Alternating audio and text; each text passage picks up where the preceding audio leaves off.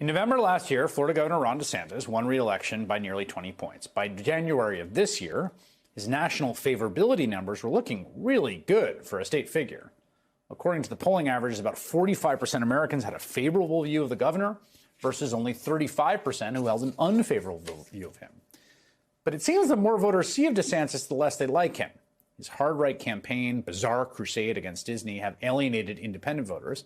His decision to run against Trump has made him an enemy of the MAGA crowd. Since he announced his campaign for the presidency late last month, DeSantis' national favorability ratings have cratered. As of today, approximately 48% of voters view him unfavorably versus just 36% who like him. And when it comes to Republican primary voters, things aren't looking much better. A new Quinnipiac poll has the governor losing to Trump by 30 points nationally. A brand new survey out of New Hampshire has DeSantis down by 32. David Jolly is a former Republican congressman from Florida, and he joins me now.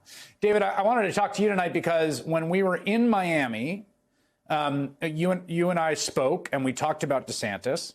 And one of the things you said was, he does not wear well, basically, was what you said.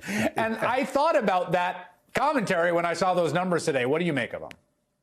Yeah, one of the few candidates that announces and then his numbers fall. You typically don't see that for somebody that's such a strong candidate. Look, Ron DeSantis is a uniquely unlikable person. And as you get to know him, you discover it's this odd mix of vanity and paranoia and kind of the smartest person in the room complex. The problem is the moment then he demonstrates his intelligence, he says things that are antithetical to science and history and law and the Constitution. And it leaves people kind of scratching their head.